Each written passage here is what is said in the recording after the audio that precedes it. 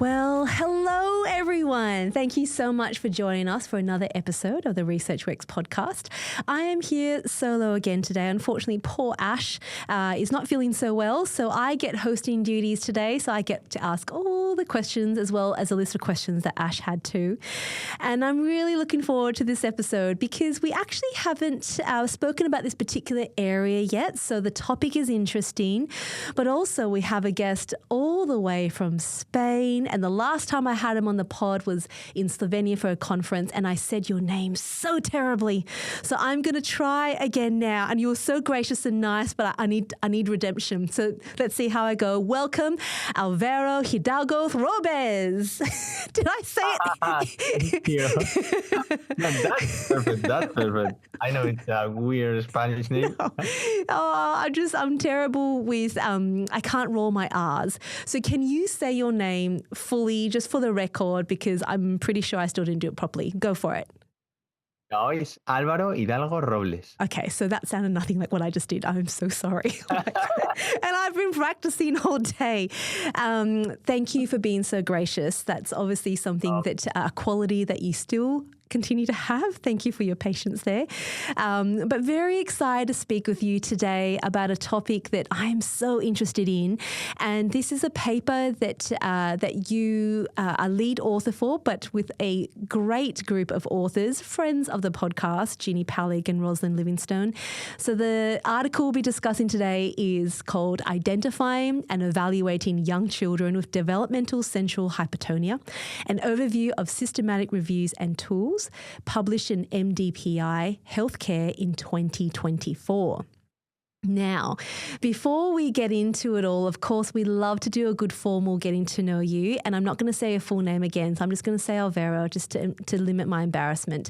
So let's get into a bit more about you. Álvaro is a pediatric physiotherapist and researcher specialising in early intervention for infants and young children at high risk of neurodevelopmental disorders. He serves as an associate professor at the Universidad Internacional de la Roja. How do I say that? Please help me. Okay, that wasn't what I said either.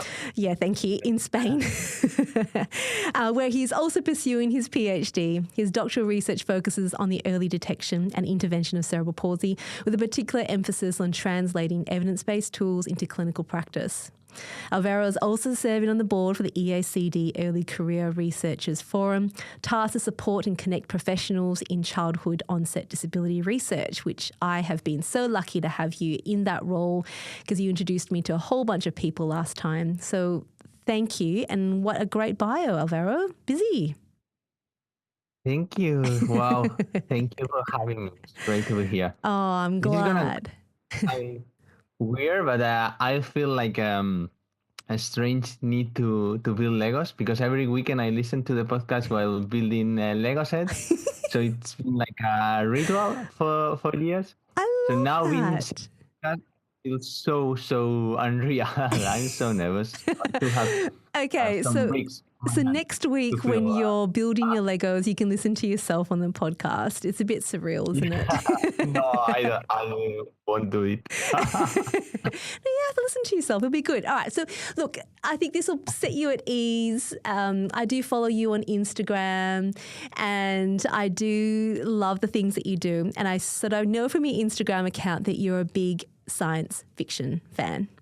And I hear you're also a bit of a Star Wars buff, and we've just had May the 4th, as in May the Force be with you, recently. So my question for you today, Álvaro, it's a big question, and there's only one right answer, in my opinion. Which one is your favorite Star Wars film? Wow, that's a really difficult question. Really difficult. There's a lot to pick from. This is going to sound painful for some Star Wars fans, but as a millennial, I have to say the Revenge of the Sith. Really? Oh, even Ed has put his hands up in disbelief. But I think, though, Álvaro, what that means is it describes his vintage more than anything, potentially, because I believe that for Ed, it is A New Hope. episode 4. Yeah. You know, the original one. Why do you like The Revenge of the Sith so much? What is that about for you? I think it's connected with my infancy. It's a film that I remember going to the cinema, which is like an experience I didn't have with the original trilogy. Of course, because that was back in the 70s, a long time ago. I saw that in TV, and I've seen like thousands of times. Yeah. But I have like that special connection with the prequel trilogy. Yes. And I love it. It's been like 20 years now. This month, I think, since they released the Revenge of the Sith. Really? That makes me feel old. Yeah, me too. See, I didn't, and I love that you appreciate Star Wars so much, and I love Star Wars as well. I love the fantasy of it, but I love the sci-fi of it. I am a huge, huge fan of sci-fi, which I didn't realize that I was. And I think there's something about just the whole, just, I don't know, it's just out of this world, and it's a good way to pass time. And so I love that. And Ed is just making a point for me. He's been very distracting with the computer screen signaling to me because I think he wants to be in this conversation. But he mentions Caravan of Courage. Does that mean anything to you? Say it again, sorry? Caravan of Courage, the Ewoks film. Yeah. See, I don't even know that one. But look, I think that having something that is a good pastime, something that reminds you of, you know, growing up, it's amazing how nostalgic that can be, hey? But it also tells you how old you are. Yeah. And really, now I'm like on a mission with my son, with Luca. I'm studying how to introduce step by step in the Star Wars world. You're educating him. Short story, and we are starting with little pieces. Perfect. And you can combine that with your love of Lego as well. It's all quite combined. Yeah. Yep. I went to a house recently and it's actually in Malaysia, and they have this whole room filled with Lego, but all the big, what do you call it? The Death Star, everything Lego. And it's the whole place is filled with it. And I did think, yes, that'll be something you'd be right into. Collectibles, I'm sure. But I'm sure that everyone wants to know what we want to talk about today. So are you ready? We're going to switch now into the topic that is hypotonia. Are you ready, Álvaro? Ready. Okay, let me tell you all a little bit about what we'll talk about today. So developmental central hypotonia is a complex and often misunderstood condition in young children, marked by low muscle tone due to non-degenerative brain-related causes like Down syndrome or hypotonic cerebral palsy. So this umbrella review analysed existing systematic reviews and tools to identify the most reliable ways to assess hypotonia in kids aged 2 months to 6 years. The findings? Well, there's strong support for the Hammersmith Infant Neurological Examination, or the HINE, for children under 2. But for older children, no gold standard tools exist yet, and the authors evaluated neuro tools like the MPH-10 and a clinical assessment algorithm, which show promise but still need validation. The bottom line, clinicians need objective and reliable ways to quantify hypotonia, not just observe it. And this research helps chart a path toward more consistent, evidence-based assessment in everyday pediatric therapy practice. So really interesting. It's quite incredible, actually. We talk about hypertonia a lot, and what is missing in a lot of our vocabulary, yet what is so influencing at how a child functions is hypotonia. So, Álvaro, I thought a good place to start is to understand from your perspective, what motivated you and other co-authors to undertake this overview of this systematic review on hypotonia? Because a systematic review is no thing you just wake up and decide to do one day. It's a lot of work. Yeah. It truly is. Yeah. Well, what really motivated us was you said, right, the gray area we kept seeing around hypotonia, and especially central hypotonia. in the clinical reality. Children with low tone, especially those with neonatal symptoms, can be referred to therapy, but there was like so little clarity on how to assess hypotonia properly. That's right. And and referral can also lies on observation or single items, and that didn't sit well with us, especially with Ginny and Ross, who have been they have been publishing in this field for decades, and because as you said that hypotonia clearly impact the functioning. Yeah, that's beautiful. And I think a lot of clinicians will really relate to that, when you look into it, it's just so hard to find anything on it. So before we sort of dive into what you actually did here, I thought it might be really good just to talk about what hypotonia is. Because when I read your introduction, even there you can see there's a little bit of confusion about hypotonia, which is a really broad term. Can you walk us through what hypotonia actually is? Yeah, that's a key point. Yeah, we're gonna talk a lot about It's a big question. today, because hypotonia refers to reduced muscle tone, which includes resting tone or like passive tone, the resistance we feel during passive movement, but also postural or active tone, which is the child's ability to hold themselves up against the gravity. And then we have main types of hypotonia. The central one, which originates in the brain or brainstem. Sure. It's often in infants born preterm or with some developmental conditions like Down syndrome or Prader-Willi syndrome. And then we have the peripheral hypotonia, which is related to the motor unit, like the nerves, neuromuscular junction, muscles, and there we find, for example, the SMA, the spinal muscular atrophy.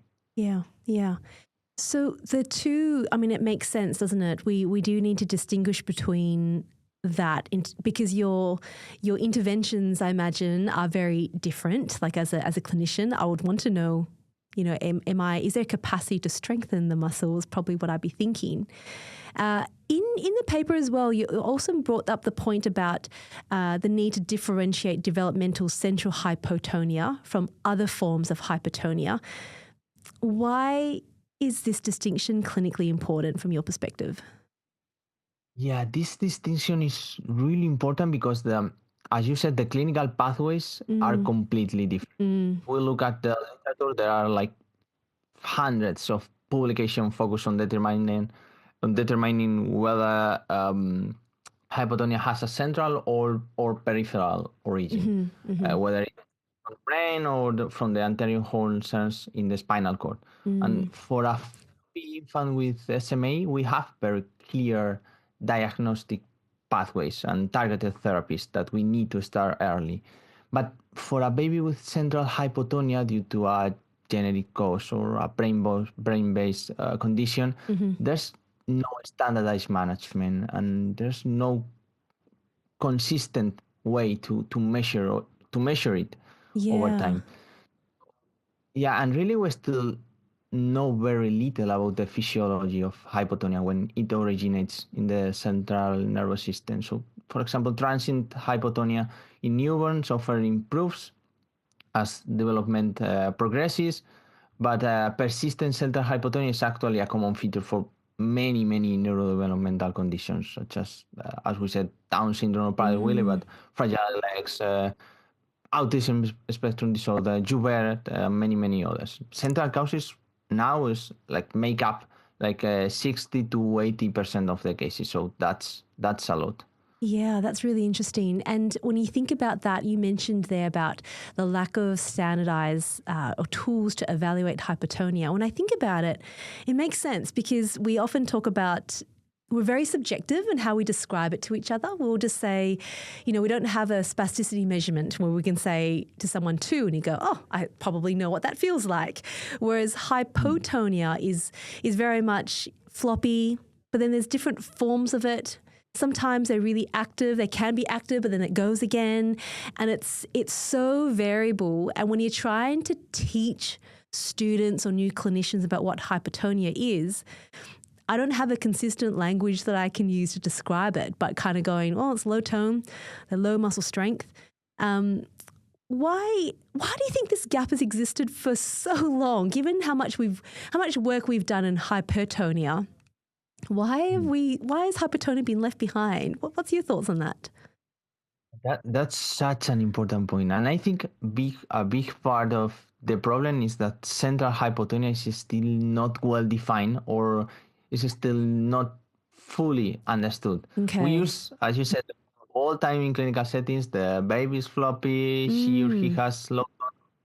But when we dig deeper, we realize we might be talking about different things. Yeah. Most clinicians are referring to decreased resistance to passive movement, but that's only part of the picture, and we know it's, as you said, really subjective. And others are thinking on the child's ability to move against gravity, and some might be thinking or including things like ligamentous laxity. Yeah, that's a big one. Yeah, at the end of the day, we are using a single term to describe a whole set of signs and behaviors that are not necessarily the same time. And this lack of, let's say, operational definition has huge implications. If we cannot clearly define what we are looking at, hypotonia often ends up as a kind of background feature. Something we write in the report or in the clinical history, but we don't really have the tools to follow up on. Yes. And in that context, it's so hard even to agree on what a specific intervention should look like, for example, depending on hypotonia severity. For sure. And I can see that if we can't measure to even describe it at a baseline, let alone to describe what might happen after an intervention, of course we don't know what interventions will work because we don't have the means to say this worked, apart from a subjective description or a feel, which is very different based on how many years you might have been a clinician for, or how many kids you might have had on your caseload that has hypotonia as a broad term. So it's interesting, isn't it? And I often think about cerebral palsy registers, and I think you mentioned in your paper as well, some have hypotonia in them, some don't. So are we capturing that information too? Yeah.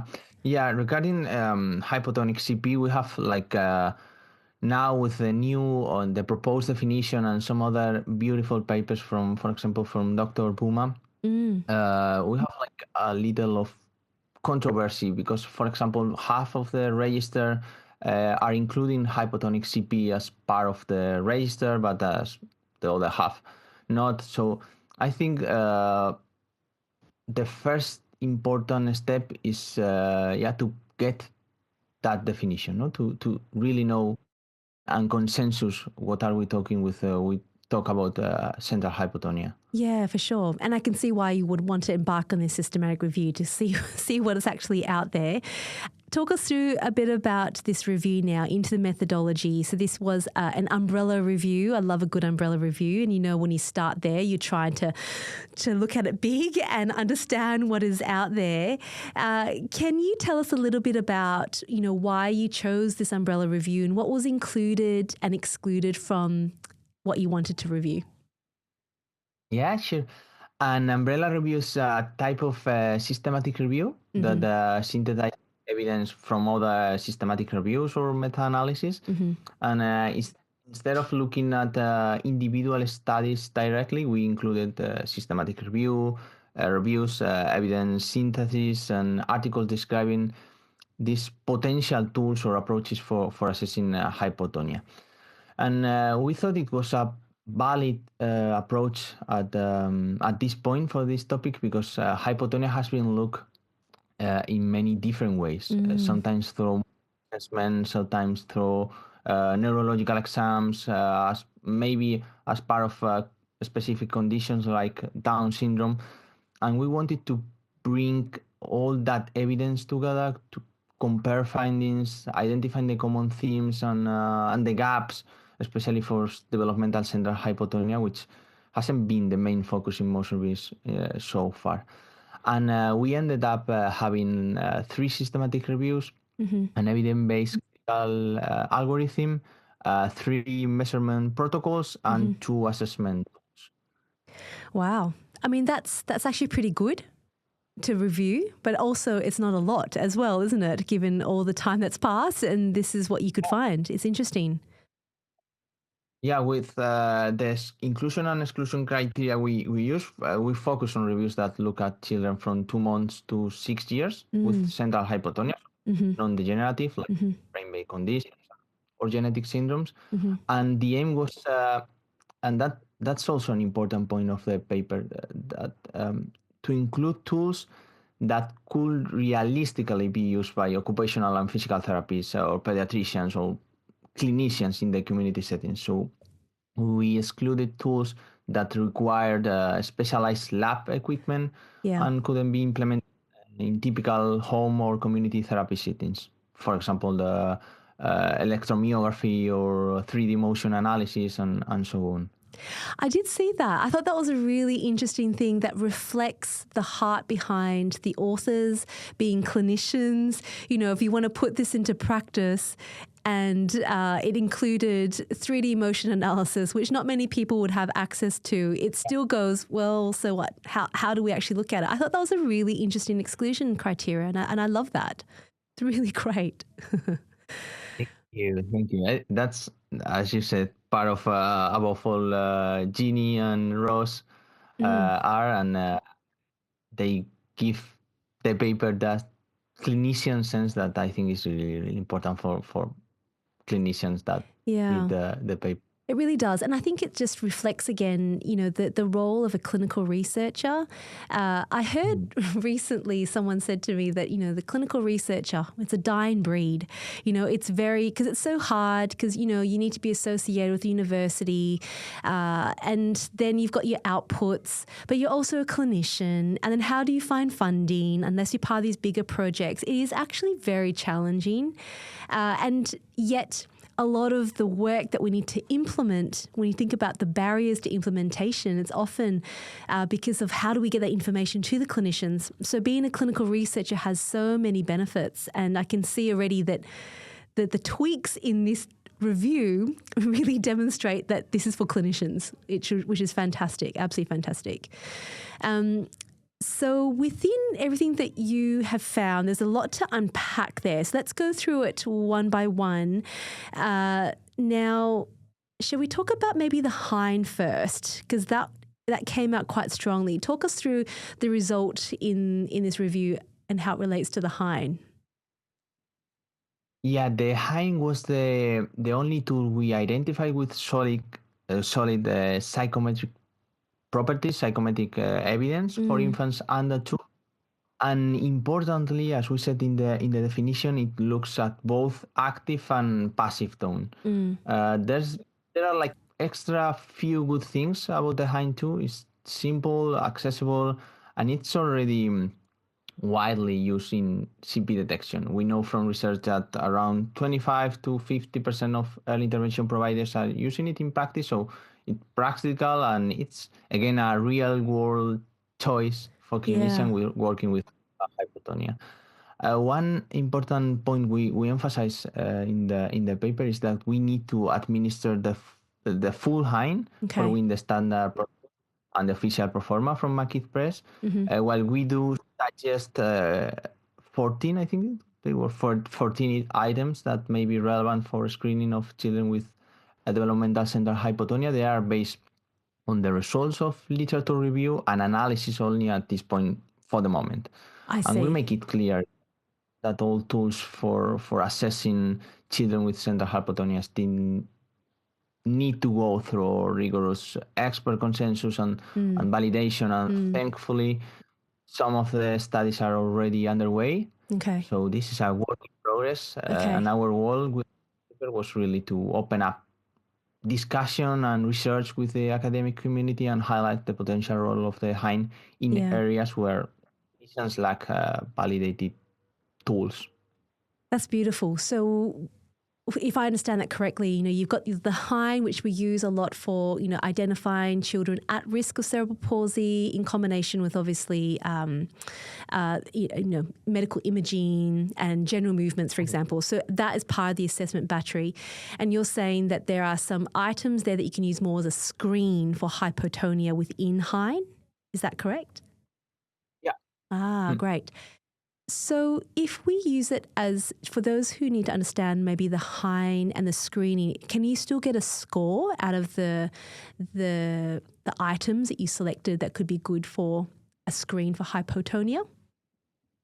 Yeah, we don't have at this point that score. I think we are developing some research project. Maybe we are close now to have something like this. But that's an important point, as we said, and I think Ginny and Ross and Pre-Governor will agree with me that if anyone is using this tool, is using the HINE in practice, and can please share with us your feedback, write up a case report, or post your experiences on social media. I think that's important for us at this point, because that's how we move the field forward. Yeah, I agree. I love that it's like an invitation to all the clinicians and the researchers in the academic world to go, hey, this area is really important. We don't quite understand it well enough, and potentially our definitions will be influenced by some of these assessment results as well, which is where we need to work toward. Is that right? Yeah, that's it. Yeah, and I think, for example, within the HINE, we can many clinicians that are listening to us now can think about many items that we usually use to assess hypotonia, like for example the scarf sign, or yeah, can we go or into those? I was going to ask you that next, because we're quite used to doing these few assessments, kind of a little bit random. They don't belong to any tool. Can you go through that one by one and let's describe them each, because they're all named very much like how it looks. So the scarf sign, can you describe what that is? Because it's something that we often talk about with hypotonia. Yeah, it's an item which is also included within the HINE, and you need to take the arm of the baby and pull to the other side, and you will feel some kind of resistance, and you'll see where the elbow, in this case, puts like in the within the body. And then with the HINE, you can score that from 0 to 3 points. And we have like certain points we will get if you have low tone in this particular item, which is completely different of having high tone or typical tone, let's say.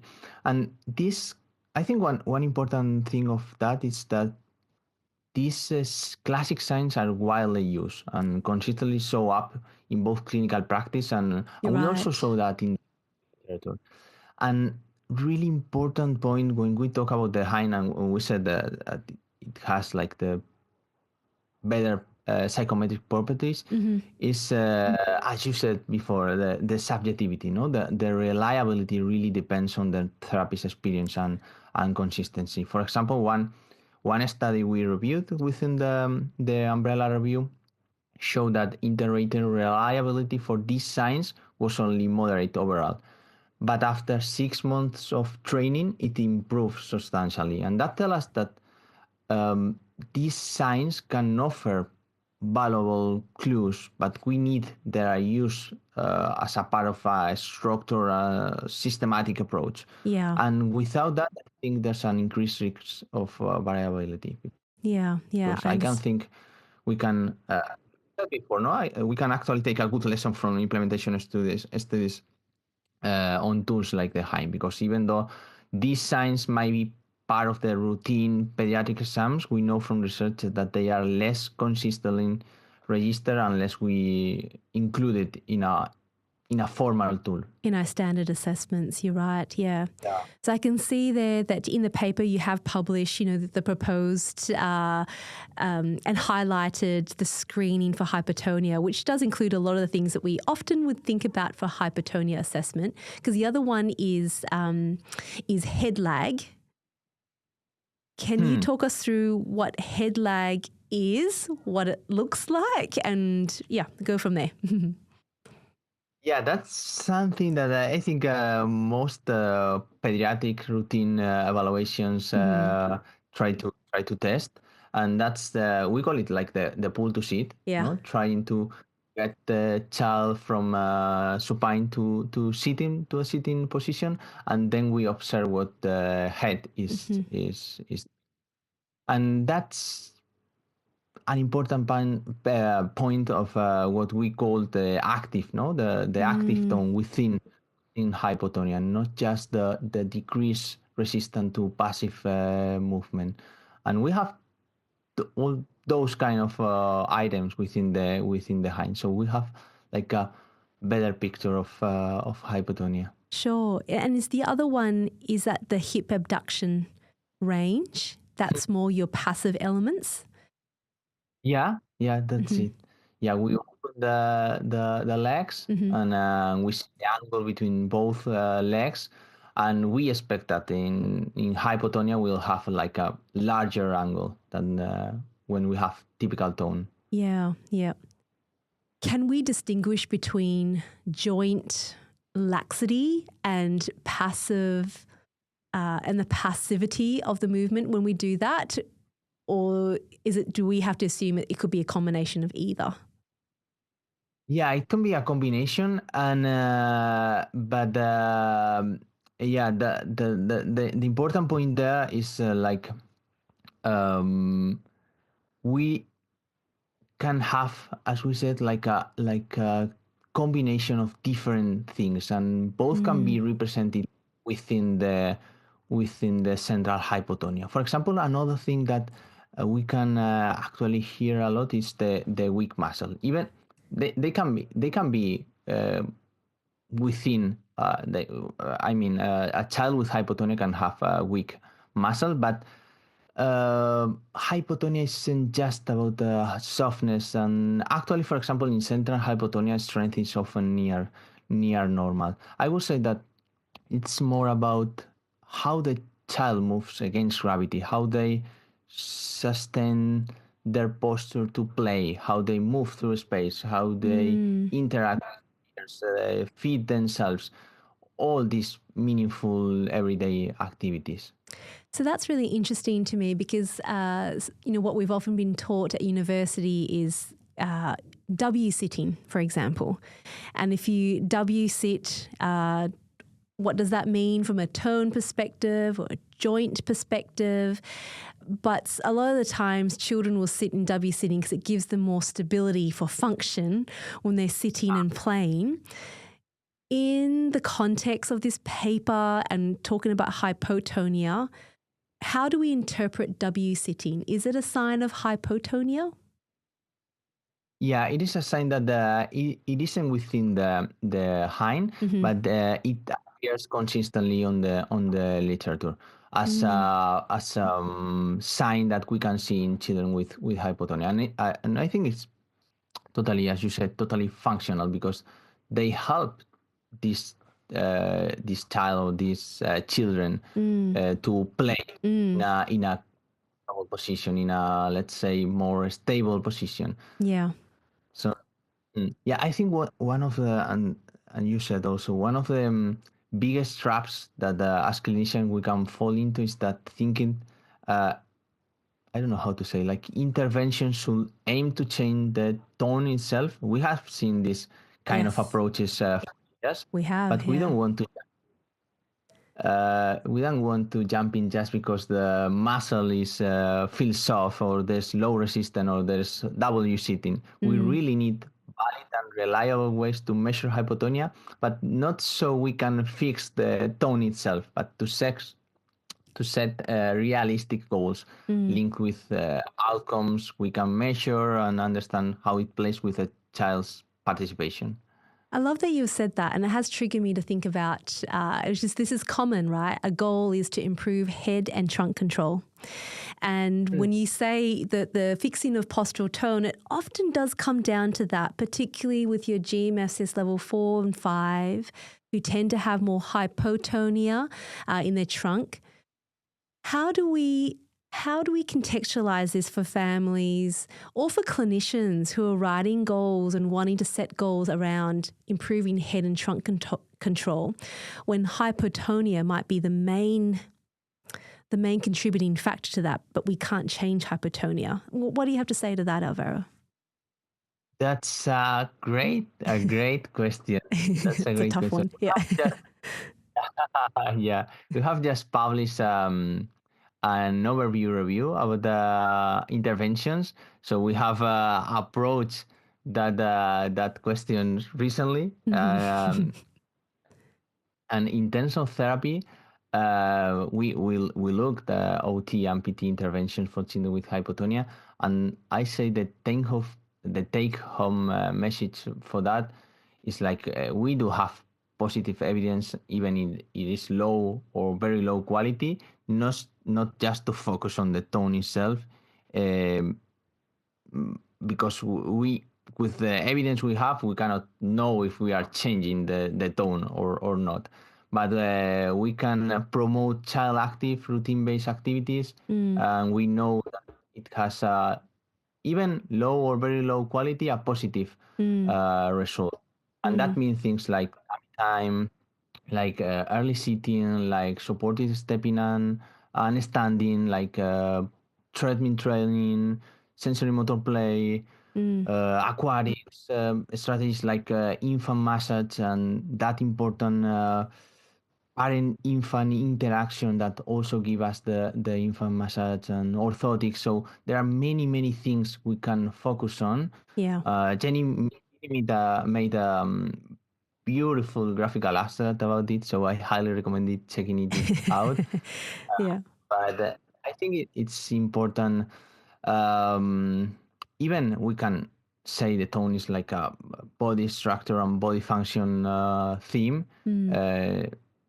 not just looking at the tone itself. Looking at the big picture, isn't it? And I think more and more, what a lot of the research is saying, what we've been called to do as clinicians is, we still acknowledge and note the body structure and function impairments, but we have to understand what it is that we can modulate and change. And if it's a centrally driven hypotonia, what's realistic to change. I think having those conversations are important. And I'm a big fan of using supported stepping devices or walking frames, getting kids upright against gravity for those opportunities for strengthening. But it is a very developing area at the moment, isn't it? And I think it's having those conversations with families and going, okay, look, yes, this is a good goal for interaction and engagement. Not saying it's not important. Having your head up to be able to see what's happening is great, but let's look at all the different tools we can use. So yeah, that leads into your other paper, I'm sure. Let's move into a little bit now. We've talked about Hein, and this is for children under 2 years of age. What about kids who are older than 2? What did you find in your review that we can possibly use, Álvaro? Yeah, we have a key gap there. The Morgan Paleg Hypotonia 10, the MPH10, is a screening tool that was designed by Ginny Paleg and Andrew Morgan, and we can use it for older children, and it combines 10 clinical signs commonly used to identify hypotonia. It's like designed to be quick, practical, and it provides also cutoff score with recommendation for referral to a specialist evaluation where appropriate. But it still needs full psychometric validation before it can be recommended widely. But it's really promising. Like for example, the other tool we saw, that was the clinical algorithm developed by Govender and colleagues in some beautiful paper. I also highly recommend it to read them because it combines the clinical history taking with posture assessment, with anti-gravity testing with movement and observation of movement and function. It's not a score, but more a structure that help us and helps clinician reasoning through the assessment of children with hypotonia. And again, more research is needed, but it's a good starting point. And the exciting part of this is like both Ginny and Priya are already thinking and working to expand this option for children over 2 years. I like that. I went and had a look at both of them. So the MPH10, which is published as an appendice here in your paper, and it does go through, it's an ordinal scale, and it goes through items like vertical suspension, prone suspension, head lag or pull to sit, and hip abduction, scarf sign, all the things we just spoke about, and rating them on an ordinal scale. And I really like this from the perspective of giving me something structured to look at in a systematic way, rather than go, I think this child has hypotonia, they're a bit floppy, like the language that doesn't help to quantify and develop action. And then I had a look at the clinical algorithm, which is very good as well, and that's freely available. I can put a link for that for everyone to have a look at, and you can just go through each of the steps to understand what you might need to look at next. So it's really nice that you found those two tools for kids that are these are all above 2. Is that right? Or is there a top end of how old they can be for you to use this? No, I don't think so. Okay. I don't think so. Okay, that's good. So we should have a look at that then. Yeah. Okay. So I guess from a clinical implications perspective, so you're a physio, you're an OT, you have a child that you suspect has hypotonia, and you're in a community setting.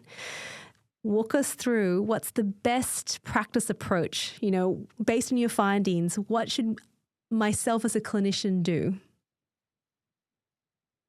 Yeah, overall, and based on the paper results, the message could be something like use what we have. As you said, structure your assessment the most as possible. Use standardized tools and focus on function and participation. For infants under 2, the most supported tool we have is the HIND, which is simple, quick, and give us a way to look at both passive and active tone, scarf sign, facial expression, kicking, all things that we know are often affected in kids with hypotonia. Yeah. Plus the HIND give us a cutoff score that can help identify children at risk with CP or developmental delays. And I should also, we would always recommend using a standardized motor assessment like the Peabody, the AC2, Alberta Infomotor Scale, the TIMP, depending on the child's age or your preference or your own experience, because they can help quantify motor delay and support decisions around intervention planning. Perfect. Because the assessments that you just spoke about, that you identified here, the MPH10 and the HIND, are really more sort of body structure and function, aren't they? So you're saying to do an assessment that's very activity-based. Is that what you mean? Yeah, but I think the MPH10 and also the clinical algorithm has more activity. Many things from activity. Okay, yeah, okay.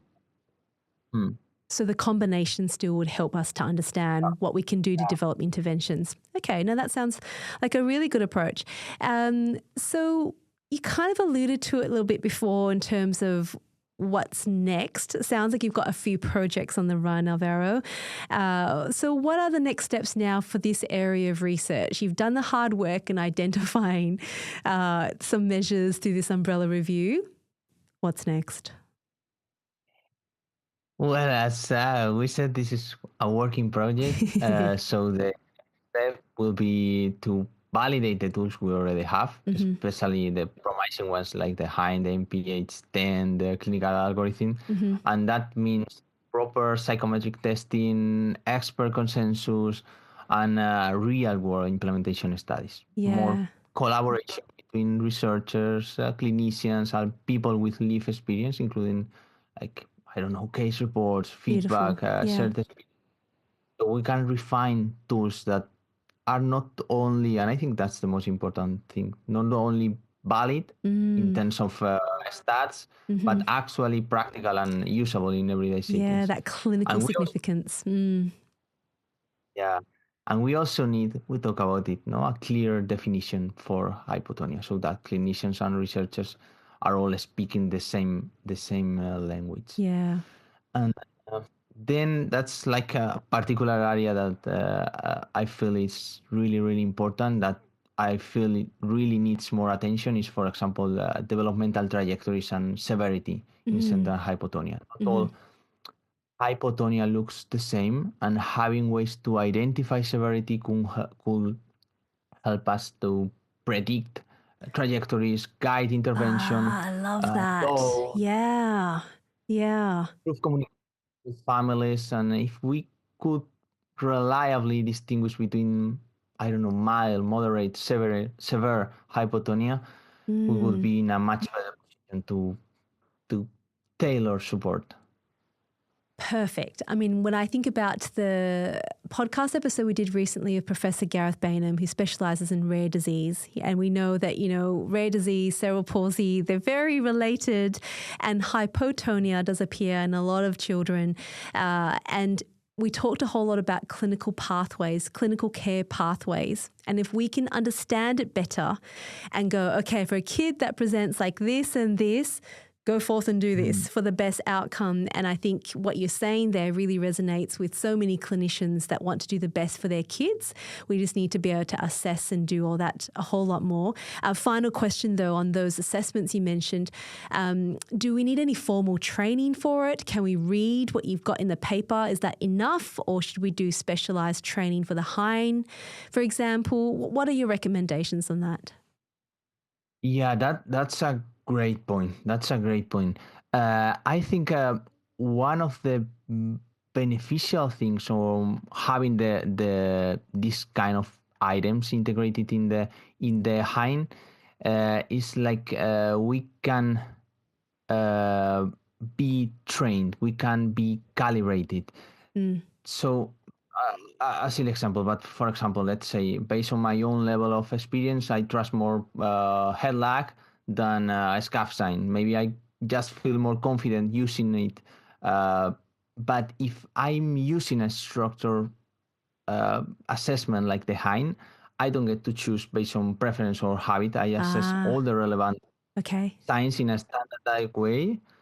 So that not only improve consistency across key initial, but also, as you said, gives me the opportunity to be trained, to be calibrated. Wonderful. Which is really important. We are trying to reduce subjectivity and make assessment more reliable. So I think that's a really important matter when we approach these items. That is such great advice, and I think we'll look ahead for that. So for all of our listeners, look, I will put this information, this paper, a link to the clinical algorithm. The appendix already has the MPH10 there as well, so you can have a look at that. And really just inviting people to have these conversations. I'm going to bump Ed's section here and talk to you about EACD, because we are headed to EACD very soon. And that might be an opportunity for people to speak with you about this. What do you reckon? Yeah, we have pre-conference workshop about this on, if I am not wrong, Wednesday, 25. Oh, I thought it was Tuesday. Yes, Wednesday. It's a very comprehensive conference proceedings, isn't it? Yeah, there's a lot to pick from. What else? I guess if people are going to your instructional course, which is, here's a bit of a pitch for it. Come on, everyone, let's go and have a look and listen to these wonderful speakers, but also maybe have your input on using the HINE. Would that be an opportunity people can ask you questions, Álvaro? Yeah, and for example, the question on the final part of the pre-conference, we are planning to discuss a lot. We know this is a very preliminary work. We know there are many things that needs to be done. And also, I think, as we said, for us, it's really, really important the feedback we can get from people that have been many years working with people, with children with hypotonia, and having the opportunity of talk with all them, to interact within the workshop, to That's make great. this feel bigger and to push it forward together and to work in a definition. I think that's really exciting for us. And we have I think it's 90 minutes that will be so short, but we'll enjoy it. It'll be a great opportunity. And you're headed up a lot of the early career researchers forum as well. So you'll be actively bringing people together. What kind of events have you got organized for that, Álvaro? Yeah, we are. I think we will announce them so soon because we have some exciting seminars regarding the early career researchers. That's great. We will have beautiful keynotes in a section. We always try to give early career researchers different backgrounds and different experience, senior experience, younger. Fantastic, yeah. And I think that's all about not feeling a lot. I'm still finishing the PhD, and one thing that I need as a PhD candidate or PhD student is having these common conversations and having this let's say of the community. And I think if anyone want to join the early career researchers, we will be there. We will have funny stickers and things to recognize ourselves. Okay, fantastic. Are you allowed to tell us who the keynotes are, or is that still secret?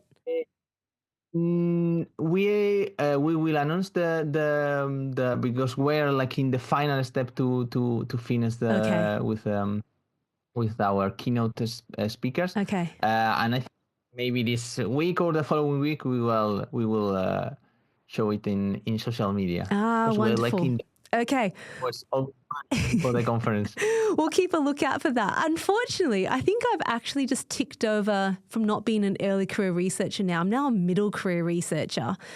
It's been 10 years since I did my PhD, but I haven't really worked as a full-time researcher. I've been maybe a day or two a week, but when I actually calculate it now, I think I've pushed over the 5 years. So yeah, a bit sad. I can't join you guys. I might just come for the dinner still. I'll just join in. Make me feel a bit younger, even though Star Wars, the early ones are probably more my favorites because of the originality and based on my vintage, born in 1981. So one important thing to say is that age doesn't matter. There we go. Thank you. That's the most important thing. I think as we say that no, if you really think about yourself as an early career researcher, and I think I will be an early career researcher from the next 20, 30 years. You can join fantastic. I'll be there with you. I feel like I still need to be amongst all of you. It'd be fantastic. Because the last time I remember we had a good meal together. We had Mexican food in Slovenia, I think is where we went in the end. So we really encourage everyone to come along. It's such a good opportunity to meet people from all over the world, have great conversations, and have a drink or two as well. So I think it'll be fantastic. Álvaro, thank you so much for joining us today. You represented your team beautifully. I know they'll be very proud of you, and you taught me a lot today as well. So thank you. And I'm really looking forward to your pre-conference workshop as well. Thank you so much from the heart for having me, Dana. It's been a great pleasure. As the biggest fan of the podcast, I was so.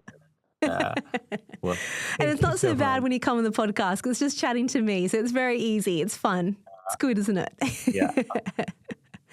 Well, to all of our listeners, I hope you really enjoyed that. There's so many take-homes from this, and I love research that have this real clinical implications to it, which is, just fantastic for our implementation. And I know Ash would absolutely love to have been here as well. So hopefully I've asked all her questions properly. For links to this paper, as well as the algorithm and things that we're talking about, head to researchworks.net. And there's also a CPD form there that you can fill out as well as part of your CPD requirements. But for now, thank you very much. Enjoy the rest of your day, Álvaro. Thank you so much. Have a nice day. You too. And to all the listeners, I'll talk to you all again really soon. Bye.